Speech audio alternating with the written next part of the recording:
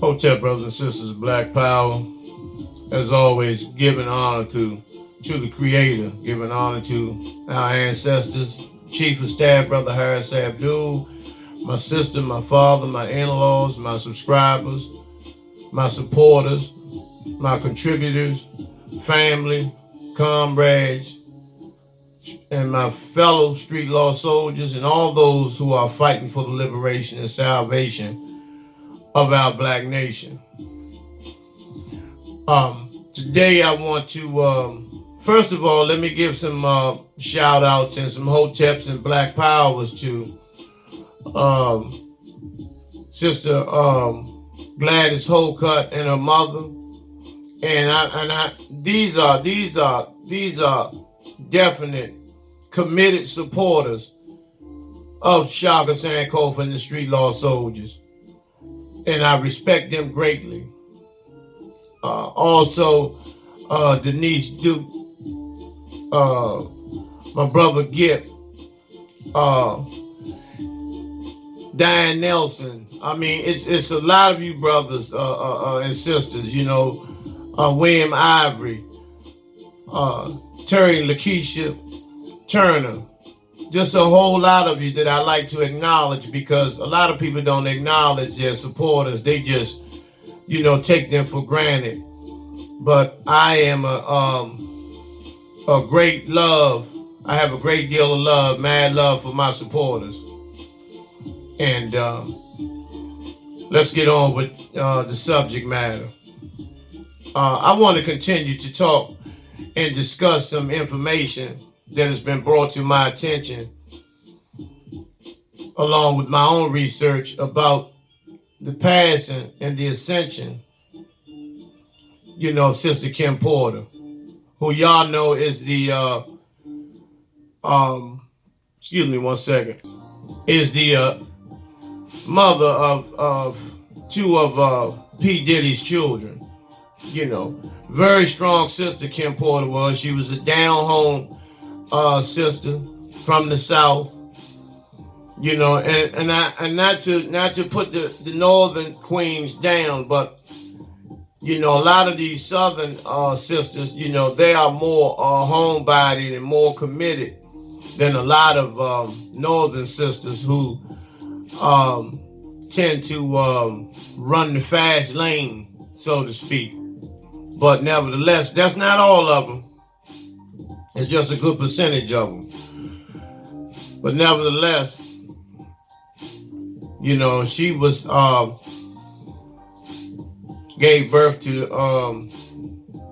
two girls to this bisexual faggot Diddy, who everything that he touches in terms of his own people, he destroys. He manipulates, controls, and destroys everything that looks like him. You know, except when it comes to, and I'm just going to be frank, you know, when it comes to a fat dick and a cracker, you know, he's all bent over, even in open. You know, nevertheless, you know, he, you know, provided Sister Kim Porter with a high maintenance lifestyle. You know, but she wasn't a dummy either. She was a model, and you know, she very career minded. You know, and she was out here getting paper too. But you're gonna find out that it doesn't mean nothing. You know, money is not everything. And not to be funny, but what can she do with it now? You know, this is the family that this faggot Diddy has. You know, the 6 children, 5 children that he has, and you know, one of the boys he raised, named after this is Al B. Shore's son. You know, biologically. You know, but Diddy took him in and you know, raised him, and he was named after one of now check it out, you have to pay attention. You know, he was named after one of the biggest black music, homosexual CEOs in the business, Miss Quincy Jones. And that's who Diddy named this boy, Quincy Jones. And I'll be sure, who I believe was paid off. Diddy paid him off to raise his son. And I'll be sure who is a protege of Quincy Jones as well. And I need not to say, you can tell by Al B. Sure's early on, Quincy had his way with Al B. Sure, and with his name should have been I'll be damned, based on how Quincy was fucking him, and he was fucking Quincy Jones, It's evident. You can look at him now. He has, this wet curl or whatever they call this shit that these sisters be wearing, and see, when you've been playing in that arena, that shit will start oozing out in your behavior and your appearance. Now Andre Harrell, who is, he's another CEO, big time faggot. That one of the sisters that was working for them, that was working for Uptown Records, I believe she was the secretary. This is when Diddy was just a agent or talent scout, so to speak. And she walked in while Diddy was chewing on Andre Harrell's dick. And so Andre Harrell bought the sister a Benz if she didn't open her mouth and run her mouth, which later on down the years, she began to talk, which was very, very dangerous. And although these motherfuckers are faggots, they have the paper to influence some of these empty-headed niggas, these weed-smoking, empty-headed niggas to go do a life sentence, for $50,000 to $100,000 by taking somebody's life.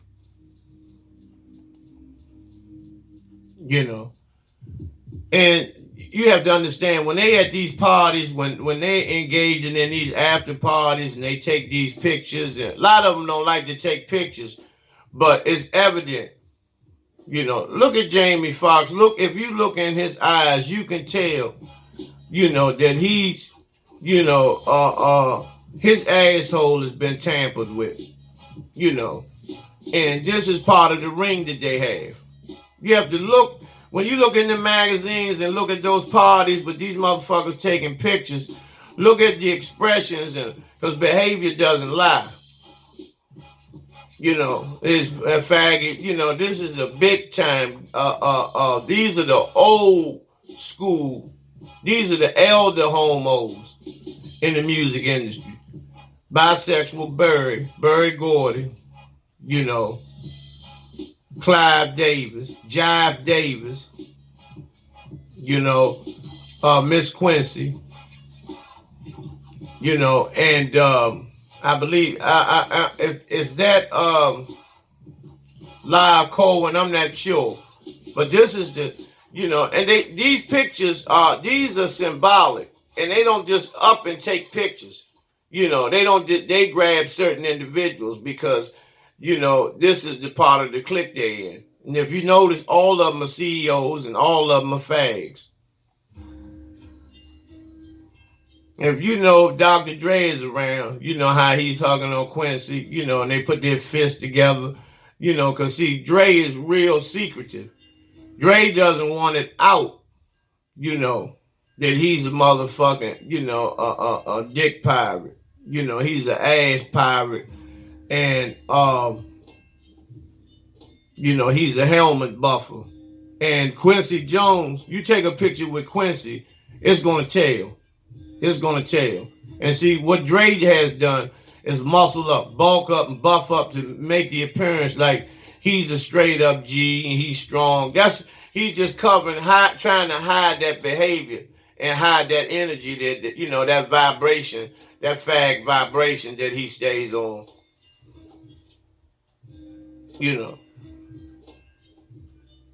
Hustle Simmons, Andre Harrell, P. Diddy. This is how they roll.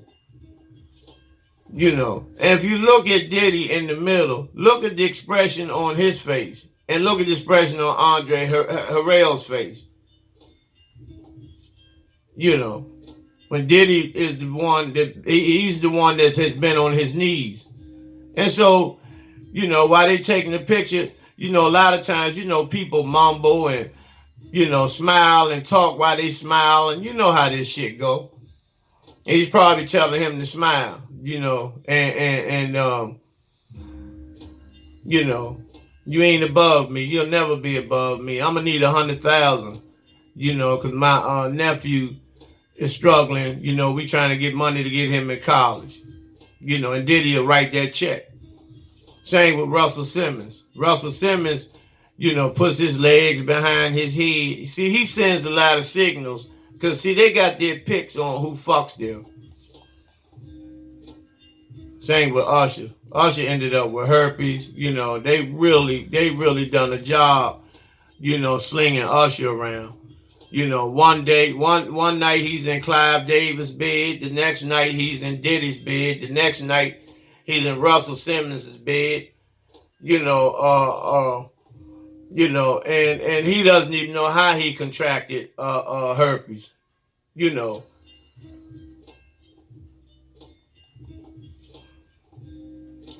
see what I'm saying? This type of shit. Don't no man do that to another man. And he's smiling. He's doing everything but sticking his finger in Usher's mouth. And see, this is Diddy, and I'm going to tell you another thing. Diddy loves fair-skinned people, male and female, because he said that he never wanted any dark-skinned children. His exact words was no black-ass, nappy-headed motherfucking babies. And that shows you the type of nigga he is. That's why personally, I can't stand this faggot motherfucker. And I hope that one day he's exposed worldwide at one of these award shows. That somebody actually comes out and puts on the big monitors all in the arena of him doing this type of shit. Put him out there. This is Nelly. Nelly went and did his ass. You see the complexion Nelly is. He went and did his ass for an underwear deal. He modeled Diddy's underwear. But you don't hear a lot from Nelly these days because, Nelly knows. Because he has a brother in the penitentiary, and the word got back to him what type of lifestyle Nelly was carrying, and it messed his brother up bad. So Nelly calls himself, hiding beneath the radar. These are their handlers. These are the guys that handle them. Tell them meet them somewhere, and they go over they go in these big mansions. They go in the swimming pool and bust each other's ass wide open. This is part of the initiation. This is part of the clique. Yeah, if you can see these small photos, the one with the two guys, one guy has a towel wrapped around him, a little young guy, young faggot, and with him is Birdman. They're about to go into the shower together. You look down, you see Neo rocking on his stomach, grabbing his ankles.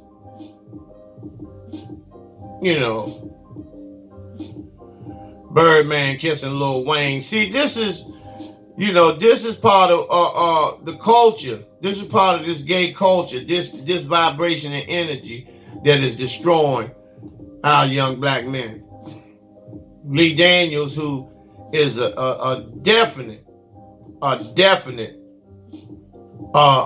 promoter, and recruiter. And see, you can't get a spot on Empire unless you fuck Lee Daniels. Now, Al B. Shore's son, did he supposedly be forbidding him to go on the Empire series? Had something to do with the music rights and some other contractual issues. But it's more than that. Because that's the favor that Lee Daniels owes Diddy for them fucking. To get Lil Quincy on the Empire show. Now, Donald Trump, he says that he's getting ready to pass an executive order that will forbid any type of homosexual, lesbian acts and scenes on television. And this is supposed to go in effect in 2019. He's getting rid of all the gay TV shows, all the gay scenes in these these homo scenes. Trump is eliminating that shit. He's trying to push an executive order. And the faggots in the film industry and the television industry are going fucking crazy.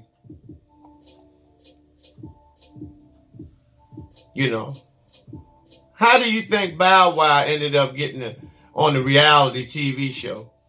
Gets to do what he wants. He's damn near executive producer. Because he paid the price. He participated in the ritual and let, the music execs go on his ass. With Snoop Dogg's permission. Because Snoop has done the same thing. And what Snoop does is Snoop allows them, he gets blowjobs from these old white fags. This is how he's able to host a TV show. Now, how can a motherfucking Crip host a TV show, television game show? It doesn't work like that. And then you out on the street, these motherfucking pigs are killing the rest of the Crips, but he gets a pass. He walks on 2 murders. He can smoke weed wherever he wants. Turn Bow Wow on to the game. What's it, B2K and Raz B and all those brothers, Omarion and all those brothers, they had to get down. Chris Stokes busted all their asses.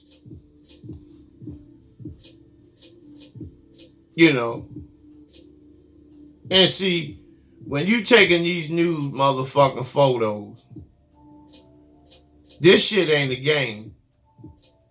Now, let me just say this for the record. There's nothing wrong with someone being in the privacy of their home nude. But why do you have to take pictures of yourself naked? I don't understand that. Now, those boys, not just T.I., but those are boys. They play on these TV shows. And so, what was the purpose of T.I. doing this? Now, your man, Cuba Gooding Jr.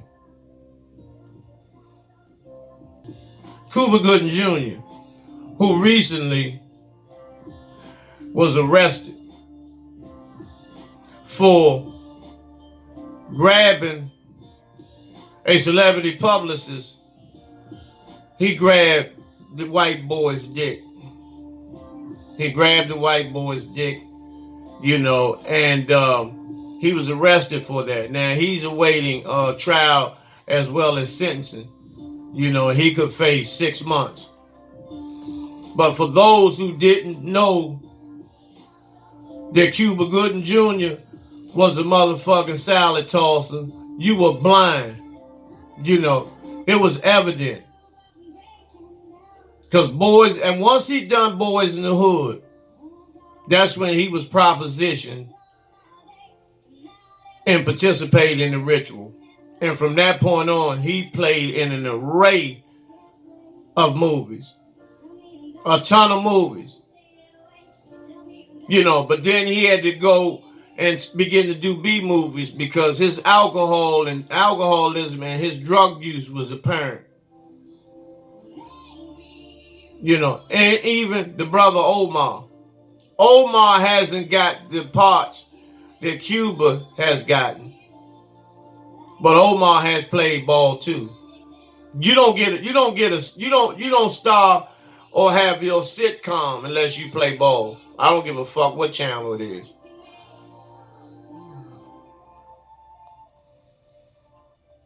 Eminem and Elton John holding hands, And see, this is what I'm trying to tell y'all. Nobody gets a pass. This is how the game goes. This is how they get down.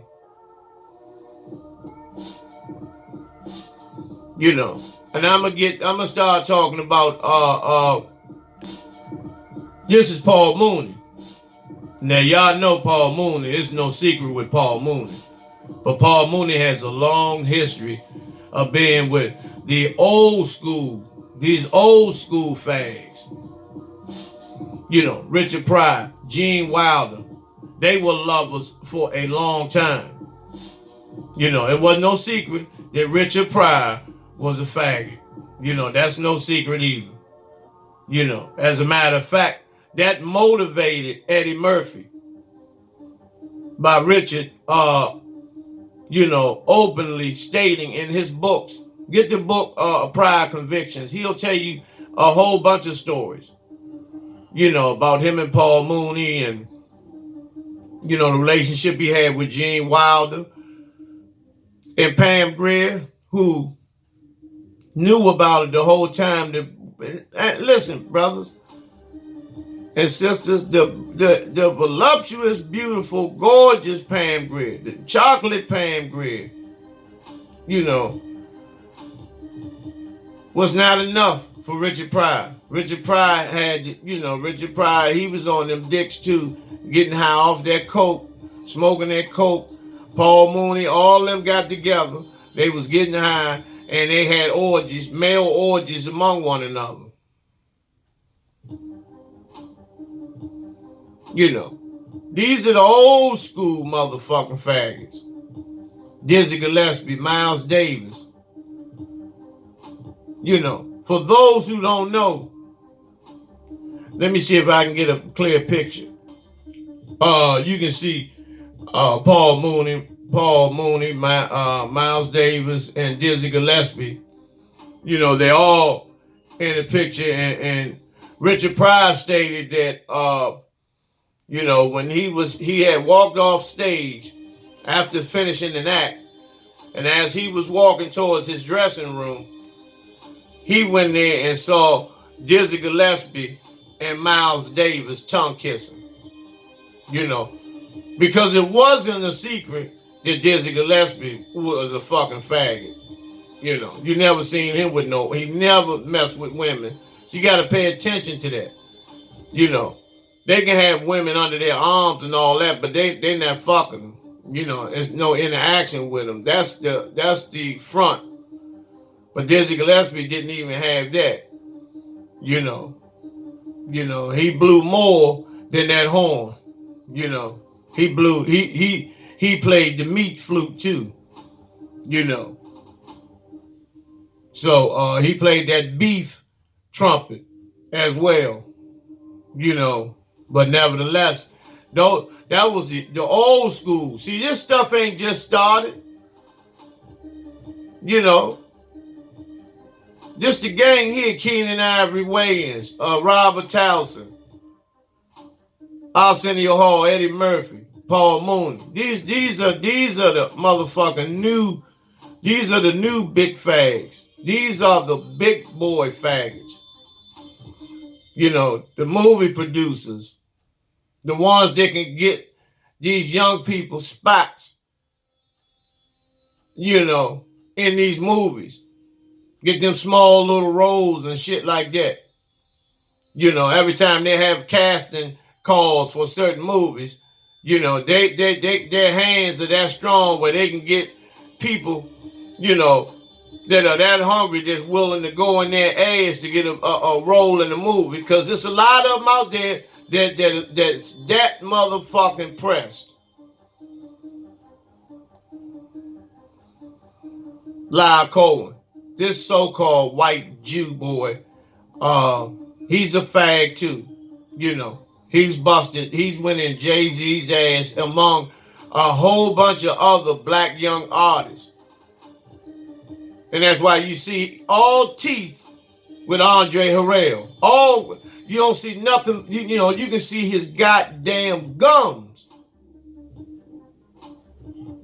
You know, and this is what they do. This is what they do. And see, for this white so-called fake goddamn Jew, by them going in these young black boys, these young black men, these artists, you know, it makes them feel powerful. Because they are in total control of these boys' manhood. Just for some goddamn money and to rap. When you can go underground. You don't need these motherfucking crackers. But see, a lot of these young motherfuckers want that glitz and that glamour. And that's all it is. It's a motherfucking illusion. Charlemagne wanted it too. The Breakfast Club was a real strong, conscious show in the beginning. You know, but as it progressed, he progressed too. You know, and he got tricked. And what they told him, he was going to be replaced. You know, and he went to the execs and said, what is it that he has to do to remain in control and to host that show? And I need not to tell you what they said and what they done and what he done.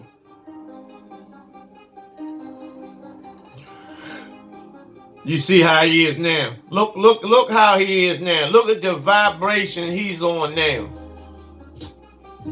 Look at the vibration he's functioning on now. The frequency he's on now.